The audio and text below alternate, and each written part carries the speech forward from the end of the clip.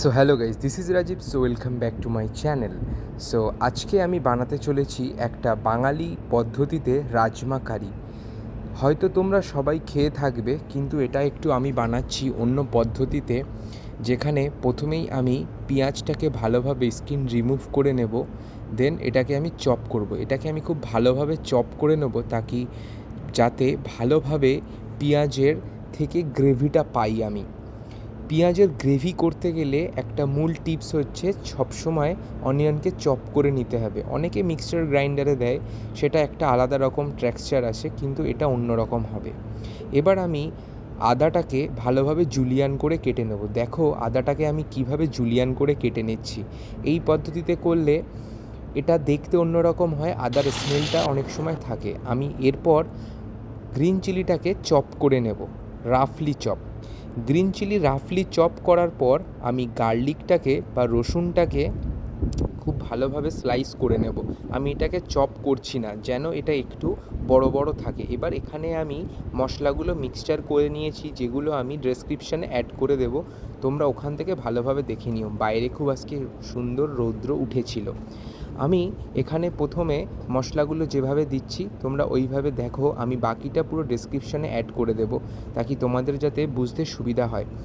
আজকে যখন আমি রান্নাটা করেছিলাম, রান্নার কালারটা দেখলে তোমরা বুঝতে পারবে কতটা ডিফারেন্স হয় কুকিংয়ের সময় এই পদ্ধতিতে করলে।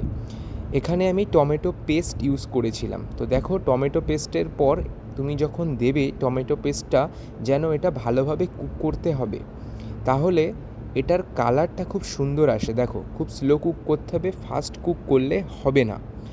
আমি এরপর ধীরে ধীরে রাজমাকে অ্যাড করে দেব। রাজমা অ্যাড করে একটু জল দিয়ে এটাকে ঢাকা দিয়ে রেখে দিতে হবে। দেন এটা আস্তে আস্তে ফুটতে থাকবে। যদি তোমাদের ভালো লাগে চ্যানেলটা